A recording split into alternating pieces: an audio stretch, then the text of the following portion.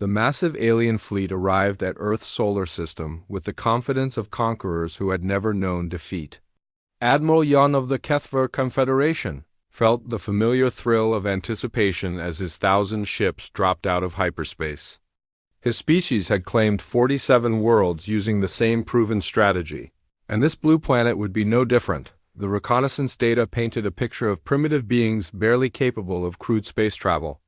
These humans possessed basic nuclear weapons and spent most of their time fighting each other instead of preparing for real threats. Their governments were fragmented, their military forces scattered across different nations, and their technology was laughably outdated compared to Kethver standards. Standing in the command center of his flagship, the massive vessel called Dominator, Admiral Yan studied the tactical displays with satisfaction. His 4 eyes gleamed as he watched Earth slowly rotate below them. The planet was beautiful in its own way, with swirling white clouds and deep blue oceans. Soon it would belong to the Confederation, and its inhabitants would serve as laborers. In the great expansion across the galaxy, Captain Vel approached from the communications station, his mandibles clicking with amusement. The second in command had overseen the conquest of 12 worlds personally and knew the drill by heart. First came the demonstration of superior firepower, then the demand for surrender, and finally the establishment of colonial control. It was a process that typically took less than one planetary rotation. The human response to their arrival was immediate but predictable. Every major power on Earth activated emergency protocols as their primitive sensors detected the massive fleet. The old rivalries between nations that had defined human politics for centuries were temporarily set aside as they faced this unprecedented threat. Within hours, military commanders from every continent were coordinating through hastily established communication networks. Admiral Yan watched with detached interest as human cities showed increased activity. Their military installations were mobilizing, and their communication networks were buzzing with activity. It was almost endearing how they thought their primitive weapons could challenge the might of the Confederation. The Kethver possessed energy shields capable of deflecting nuclear weapons, plasma cannons that could glass entire continents, and faster than light communication that allowed perfect coordination across their vast fleet. The standard surrender demand was broadcast on all human frequencies simultaneously. The message was simple and direct: submit to Kethver rule or face orbital bombardment. The humans would have 24 hours to respond before the demonstration began. This generous timeline had proven effective on previous worlds, giving the inhabitants time to understand the hopelessness of their situation. General Williams stood in the newly established Global Defense Command Center, a facility that had been constructed in record time deep beneath the mountains of Colorado. Representatives from every major military power worked alongside each other with an efficiency that would have been impossible under normal circumstances. The Chinese admiral spoke rapidly with the Russian colonel, while European Union strategists coordinated with African Union commanders. Even the smallest nations contributed their specialized forces to the unified response. The communications officer reported that all attempts at dialogue with the alien fleet were being ignored. This was typical conqueror behavior, designed to demonstrate dominance before any negotiations could begin. The aliens wanted to show their overwhelming superiority first, then dictate terms from a position of absolute strength. General Williams studied the tactical displays showing the alien fleet's positioning. The 1,000 ships were arranged in a perfect formation, clearly confident in their invulnerability. Their energy readings were off the charts, and their technology was centuries ahead of anything humanity possessed. But the general had spent his entire career studying warfare, and he knew that technological superiority alone did not guarantee victory. Operation Midnight Sun had been planned during the 3 days it took the alien fleet to reach Earth. Every nuclear submarine, stealth bomber, and missile silo had been placed under unified command. The old territorial disputes and ideological differences that had kept human nations apart were forgotten in the face of extinction. For the first time in history, every human military force was working toward a single goal. The Pentagon had been evacuated and filled with conventional explosives. creating a massive trap designed to serve as the signal for humanity's counterattack. When the aliens fired their first demonstration shot, they would trigger a response unlike anything the galaxy had ever seen. The same global supply chain that had created smartphones and automobiles was now churning out weapons with unprecedented efficiency. Admiral Yon ordered the demonstration to begin as the human deadline expired. A single plasma beam would target their largest military installation, convincing them of Kethver superiority. The beam lanced down from orbit with devastating precision, striking what appeared to be the Pentagon. The explosion was far larger than expected, creating a massive fireball that lit up the night sky, but this was exactly what humanity had planned for. The fireball served as the signal for the counterattack. From every corner of Earth, the response began immediately. Nuclear submarines launched their full complement of intercontinental ballistic missiles simultaneously. The ocean erupted with the simultaneous launch of over 400 nuclear warheads, each one targeted at the alien fleet. But the nuclear strike was just the beginning of humanity's response. Every piece of space debris, every defunct satellite, and every construction material in orbit had been weaponized during the preparation period. Tungsten rods, asteroid fragments, and old space station components were launched toward the alien fleet using improvised railguns and gravitational slingshots. The same orbital infrastructure that had been built for peaceful purposes was now serving as a massive weapons platform. Admiral Yan watched in disbelief as his tactical display lit up with incoming projectiles. The sheer number of weapons being launched was staggering, far beyond what their intelligence had suggested was possible. The first nuclear warhead detonated against the Dominator's shields, causing minor fluctuations. The second and third had similar results, but the fourth, fifth, and sixth struck in rapid succession. Overloading the shield generators, the realization hit him like a physical blow. These humans had not just prepared for war, they had weaponized their entire civilization in a matter of days. Every factory, every resource, and every piece of technology had been turned toward a single purpose: the complete destruction of the invading fleet. The arrogant arrival of the Kethver Confederation had awakened something far more dangerous than they could have imagined. The ocean depths had become humanity's secret weapon.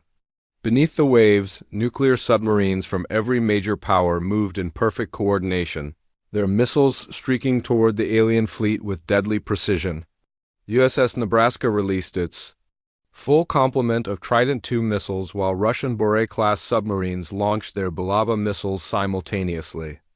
The synchronized attack created a spectacular display as hundreds of nuclear warheads climbed toward the heavens. Admiral Yan's confidence shattered as his shield systems began failing under the relentless bombardment.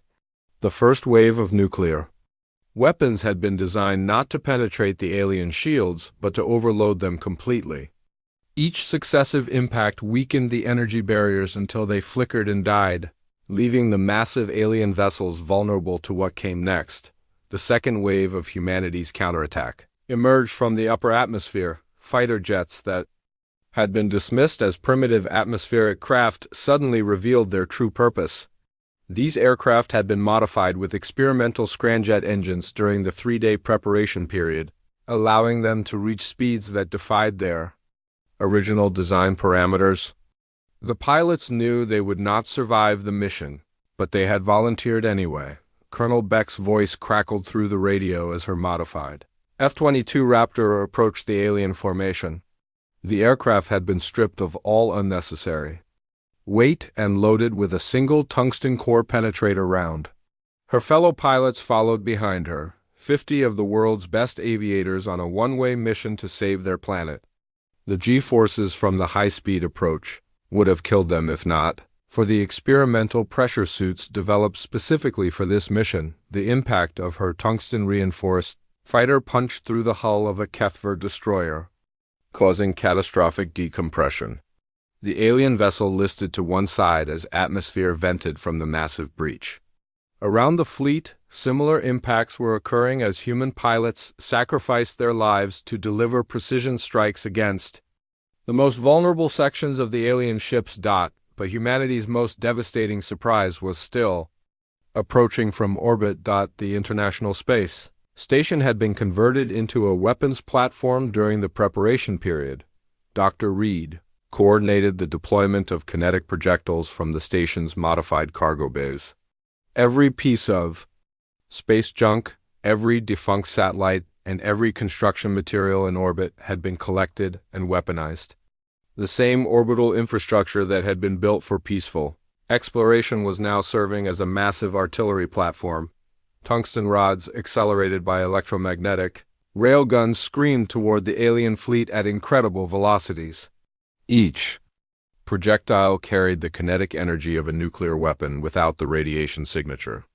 The rods punched through alien hulls like bullets through paper, creating devastating internal damage as they passed completely through the vessels. The third wave came from an unexpected source that caught the Kethver completely off guard. Every major corporation on Earth had retooled their facilities for war production during the 3-day preparation period. Auto manufacturers produced missile components while tech companies created targeting systems. Mining operations provided raw materials, and the same global supply chain that had created consumer goods was now churning out weapons from hidden bunkers across every continent. Autonomous drone swarms erupted into the sky. Each drone was no larger than a basketball, but they carried focused electromagnetic pulse charges and armor-piercing explosives. More importantly, they operated using distributed artificial intelligence networks that made them impossible to jam or control remotely. The swarms rose like angry hornets, millions of them coordinated by the world's most advanced artificial intelligence systems. What had taken the Kethver decades to construct would be torn apart by humanity's industrial might unleashed in mere hours. The drones moved with perfect coordination, identifying weak points in the alien vessels and delivering their payloads. With surgical precision, Admiral Yan watched in horror as his fleet's formation disintegrated under the relentless assault. Shield generators exploded in cascading failures, engine sections were torn apart by kinetic projectiles, and hull breaches appeared faster than damage control teams could respond. The tactical display showed a nightmare of red warning indicators. As ship after ship reported critical damage, Captain Vell's voice was strained as he reported from the secondary command center.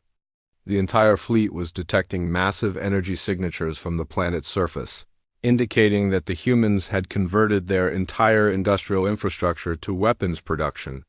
What their intelligence had dismissed as a primitive civilization was revealing itself to be the most dangerous species they had ever encountered. The fourth wave demonstrated humanity's genius for improvisation. Every civilian spacecraft in Earth's orbit had been loaded with explosives and set on collision courses with the alien fleet. Mining vessels, luxury yachts, cargo freighters, and even private shuttles had become guided missiles. The pilots had been evacuated, but the ships themselves were now autonomous weapons guided by the same artificial intelligence networks controlling the drone swarms. Elon Musk's voice echoed through the communication network from the SpaceX facility. The entire fleet of Starship vehicles had been converted into kinetic weapons, each one loaded with industrial explosives and targeted at the largest alien vessels. The company's global satellite network provided targeting data while their rocket manufacturing facilities produced even more weapons. The Dominator shuddered violently as a converted cargo freighter packed with mining explosives slammed into its engine section. The explosion tore through 3 decks simultaneously, killing dozens of Kethver crew members and crippling the ship's propulsion systems. Emergency lights flickered as atmosphere vented from the massive breach, but the humans were not finished with their demonstration of creative destruction. The fifth wave revealed the true scope of humanity's preparation. Hidden weapons installations emerged from what appeared to be ordinary buildings. Radio telescopes revealed themselves to be focusing arrays for high-energy laser systems. Even the Large Hadron Collider had been modified to generate particle beams capable of penetrating the most advanced alien armor, ground-based railguns that had been disguised as communication towers began firing tungsten projectiles at significant fractions of light speed. The projectiles were invisible to conventional sensors and struck with the force of nuclear weapons. Each impact sent shockwaves through the alien vessels, causing structural failures that spread throughout their hulls. The coordinated assault was unlike anything the Kethver had ever encountered. Every aspect of human civilization had been weaponized and turned against the invaders. The same global communication networks that had connected their world were now serving as targeting systems for the most devastating military response in galactic history. Admiral Yan realized with growing horror that his fleet was not just being defeated, it was being systematically annihilated by a species that had turned their greatest weakness into their most terrifying strength. The humans had unified with impossible speed and efficiency, creating a military force that defied every strategic principle the Kethver understood. The battle was becoming a massacre, and there was no escape from the trap that humanity had prepared. The factory floors of Detroit had been silent for decades, but now they roared back to life with deadly purpose. Assembly lines that once produced automobiles now churned out missile components with frightening efficiency. The same workers who had built cars were now building weapons, their expertise in mass production perfectly suited for the demands of total war. Director Kane stood in the hastily constructed Global Defense Network Command Center, watching as the industrial might of humanity was unleashed. Every major manufacturing facility on Earth had been converted to weapons production during the 3-day preparation period. The global supply chain that had created smartphones and consumer goods was now producing the most advanced military hardware in human history. The second wave of drone swarms was already launching from converted factories across 6 continents. These drones were larger and more sophisticated than the first wave, each one carrying enough explosives to cripple a small starship.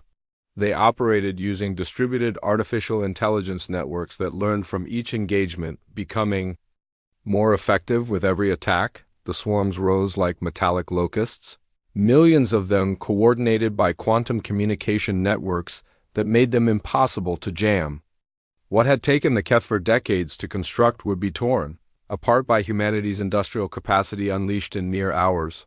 The drones moved with perfect coordination, identifying structural weaknesses in the alien vessels and exploiting them with surgical precision. Admiral Yan watched in disbelief as his tactical display showed the true scope of the human response. The planet's surface was covered with energy signatures indicating massive weapons installations.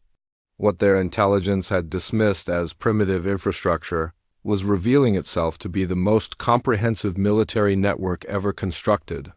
The third wave came from the most unexpected source of all. Civilian spacecraft that had been dismissed as irrelevant were now proving to be humanity's most effective weapons. Every mining vessel, cargo hauler, and luxury yacht in the solar system had been loaded with explosives and set on collision courses.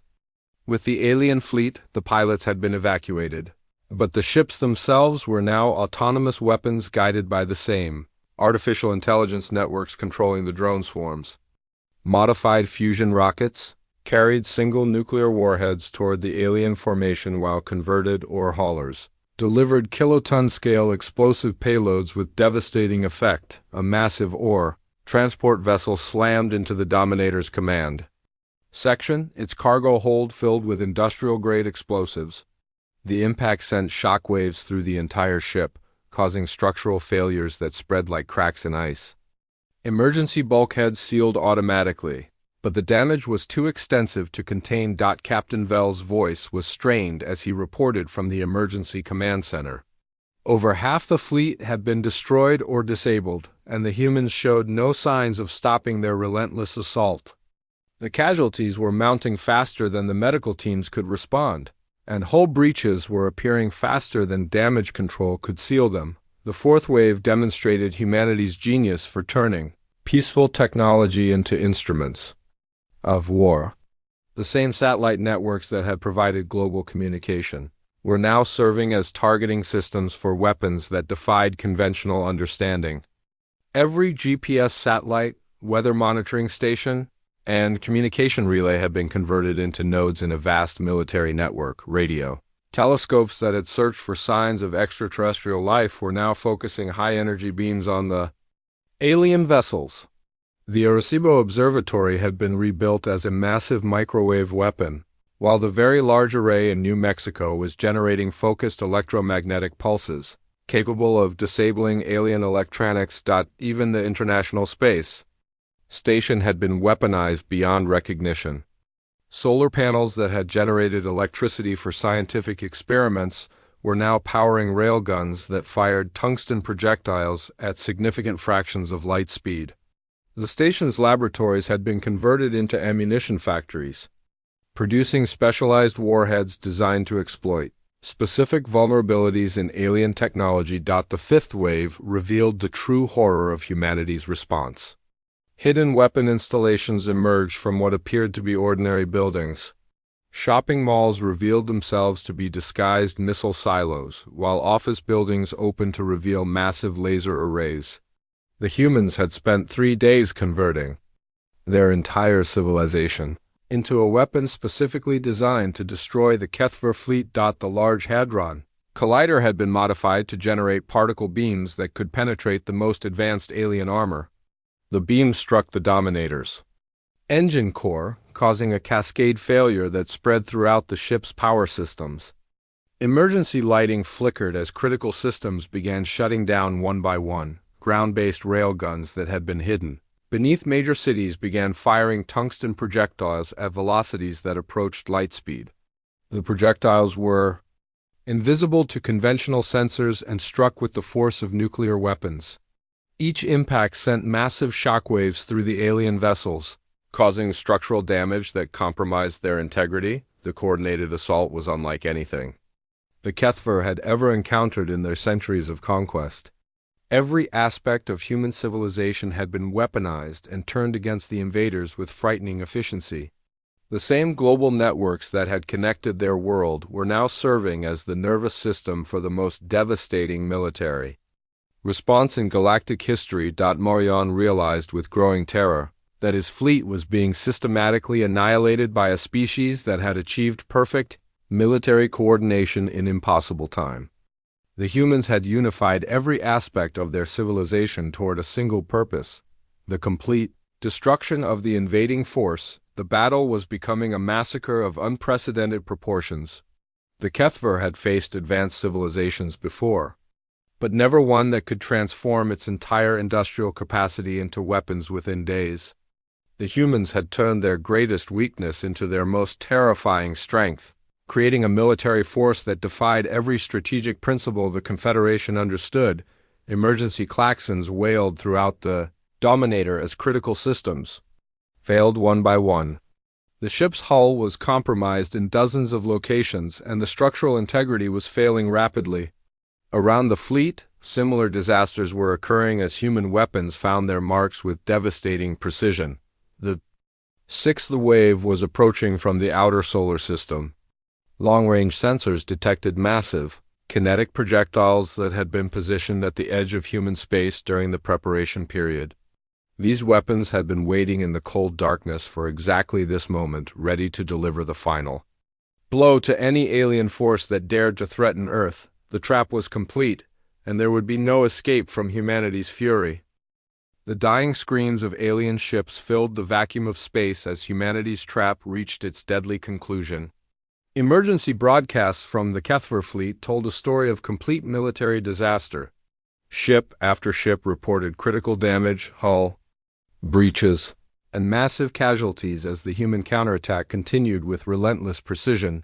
General Williams coordinated the final phase of the assault from the Global Defense Command Center. The unified human response had exceeded every expectation, demonstrating a level of tactical brilliance that caught the alien invaders completely unprepared. The same species that had been dismissed as primitive and divided was now systematically annihilating a fleet that had conquered 47 worlds. The seventh wave of weapons emerged from the most unexpected locations. Subway systems in major cities revealed themselves to be massive underground rail gun networks. The tunnels that had carried millions of commuters were now launching tungsten projectiles at hypersonic velocities. Each shot was guided by quantum targeting systems that made interception impossible. Shopping centers opened like mechanical flowers to reveal missile batteries hidden beneath their parking lots. The same concrete structures that had hosted peaceful commerce were now serving as weapons platforms capable of engaging targets in orbit. Every aspect of human infrastructure had been designed with hidden military applications that were now being revealed. Admiral Jan's flagship was dying around him as the Dominator suffered catastrophic system failures. The command bridge was filled with smoke and emergency lighting as his crew struggled to maintain basic life support. Over 600 ships had been destroyed or disabled, and the remainder were scattered across the solar system in full retreat. The eighth wave demonstrated the true scope of humanity's preparation. Hidden space platforms that had been disguised as asteroids suddenly came online, revealing themselves to be massive weapons systems. These platforms had been constructed during the 3-day preparation period using materials harvested from actual asteroids. Each platform contained a single kinetic projectile weighing several tons, accelerated to significant fractions of light speed by electromagnetic rail systems. The projectiles were essentially relativistic bullets capable of punching through any known armor. When they struck alien vessels, the target simply ceased to exist. The Dominator's sensors detected multiple incoming projectiles with 30 seconds until impact. The massive flagship that had led the conquest of dozens of worlds was now helpless against weapons created by a species they had underestimated. Admiral Jan stood in the center of his dying command bridge. Finally understanding the magnitude of their error, the kinetic projectile struck the Dominator amidships, and the vessel exploded in a ball of superheated plasma. The explosion was visible from Earth's surface as a new star briefly appeared in the night sky. The flagship that had represented the might of the HFY Confederation was reduced to expanding debris in milliseconds. Captain Vel assumed command from a heavily damaged cruiser, desperately trying to coordinate the surviving remnants of the fleet. The tactical situation was hopeless, with human weapon systems tracking every alien vessel with perfect precision. The same global sensor networks that had monitored weather patterns were now providing targeting data for weapons that defied CONVN, IONAL, understanding. The ninth wave came from humanity's civilian population. Amateur radio operators coordinated targeting data while computer programmers created new artificial intelligence systems designed specifically to hunt alien ships. The entire human species had become a single military organism focused on the complete destruction of the invading force. Private companies contributed their most advanced technologies to the war effort. SpaceX rockets carried nuclear warheads while Amazon's logistics network coordinated ammunition distribution. Google's quantum computers calculated firing solutions while Microsoft's cloud servers processed targeting data. The same corporate infrastructure that had created the modern world was now serving as the backbone of humanity's military response. The 10th wave revealed the true horror of humanity's unified response. Every nuclear weapon on Earth was launched simultaneously in the largest coordinated strike in human history. Thousands of warheads streaked toward the alien fleet, each one guided by artificial intelligence systems that learned from previous engagements. The nuclear barrage was not designed to penetrate alien shields, but to create electromagnetic pulses that would disable their electronics. The successive detonations created a cascade effect that spread throughout the alien formation, leaving their ships blind and defenseless against the kinetic weapons that followed. Captain Vel watched in despair as his remaining ships were picked off one by one. The humans had demonstrated a level of military coordination that should have been impossible for a species with their level of technology. They had unified every aspect of their civilization toward a single purpose with frightening efficiency. The 11th wave consisted of modified commercial aircraft carrying specialized payloads, passenger jets that had been evacuated and converted into autonomous weapons slammed into alien vessels with devastating effect. The same aircraft that had carried families on vacation were now delivering precision strikes against the most vulnerable sections of the alien fleet. The attacks came from every direction simultaneously. Weapons platforms hidden in the asteroid belt opened fire while submarine-launched missiles climbed from Earth's oceans. The coordinated assault was unlike anything the HFY had encountered in their centuries of conquest across the galaxy. Emergency evacuation pods began launching from the surviving alien vessels as their crews abandoned ship. But even escape would prove impossible, as humanity had planned for this possibility as well. The same sensor networks that tracked the battle were now monitoring every evacuation attempt. The 12th and final wave demonstrated that humanity would show no mercy to their would-be conquerors. Hunter-killer drones specifically designed to target escape pods swarmed through the debris field, ensuring that no alien would survive to report back to their homeworlds. The battle had become a systematic extermination carried out with clinical precision. The humans had turned their entire civilization into a weapon and used it to completely annihilate an invasion fleet that had seemed invincible. The species that had been dismissed as primitive and divided had proven to be the most dangerous predators the galaxy had ever produced. The space around Earth was filled with the wreckage of alien vessels, and the message was clear to any species that might be watching. This blue planet was not a world to be conquered, but a fortress defended by beings who had perfected the art of warfare through millions of years of evolution. The silence that followed the destruction of the HFY fleet was more terrifying than the battle itself. Space around Earth was filled with the expanding debris of 1,000 alien vessels, each piece of wreckage a testament to humanity's devastating response. Not a single alien had survived the counterattack, and the implications would resonate throughout the galaxy for generations to come. General Williams stood in the Global Defense Command Center, watching as cleanup crews began the massive task of salvaging alien technology.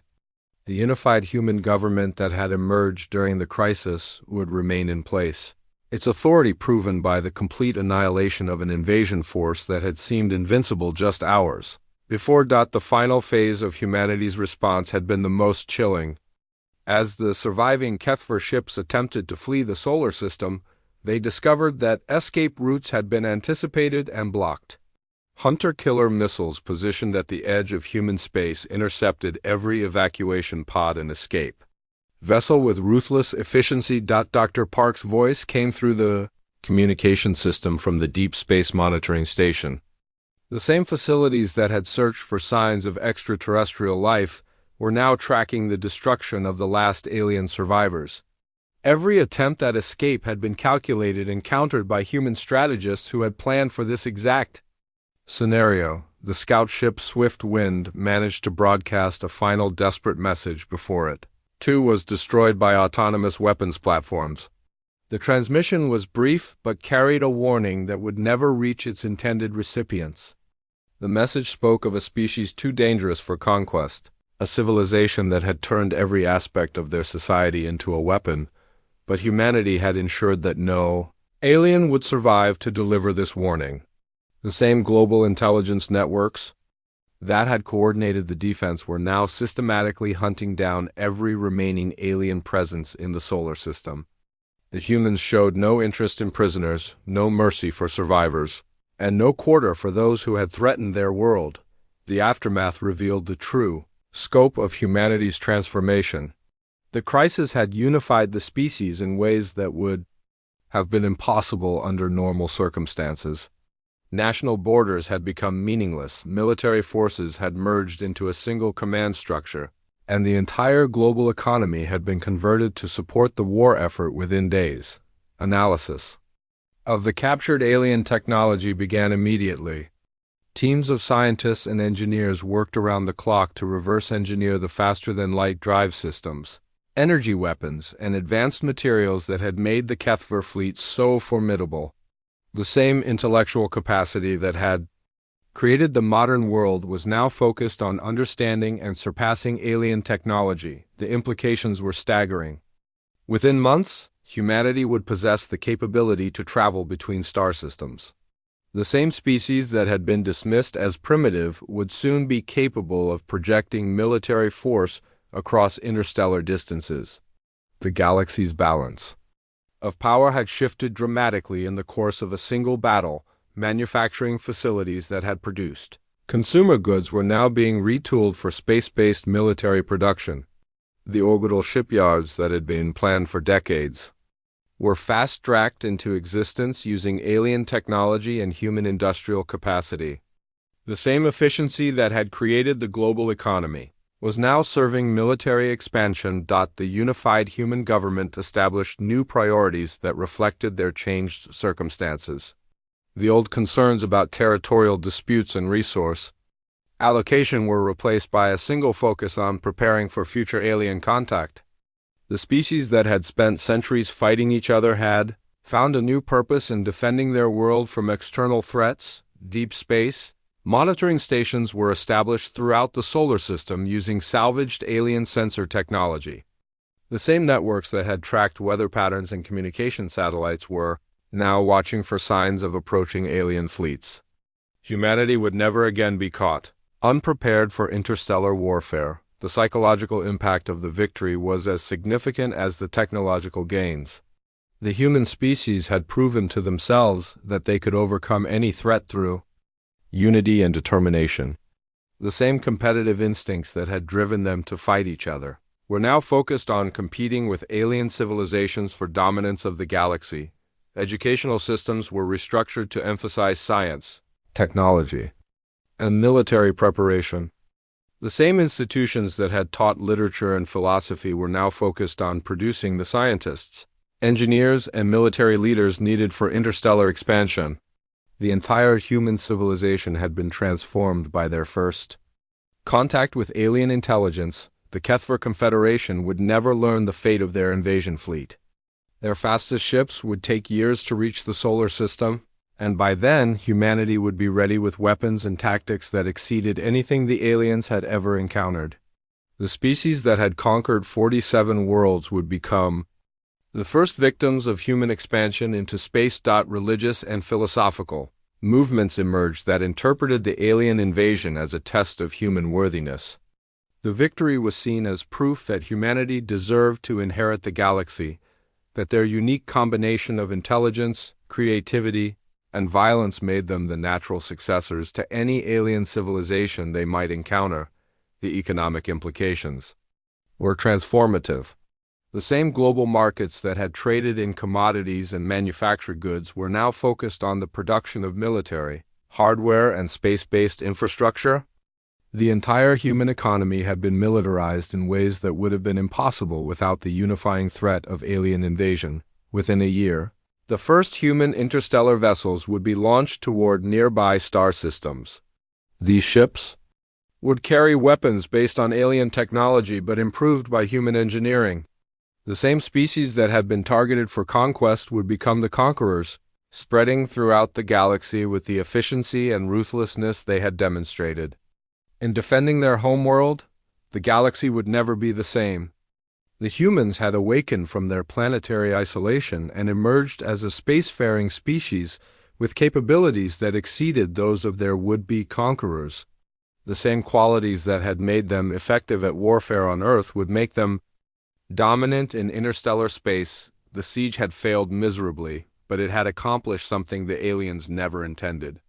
It had unified humanity and given them the technology needed to become a galactic power.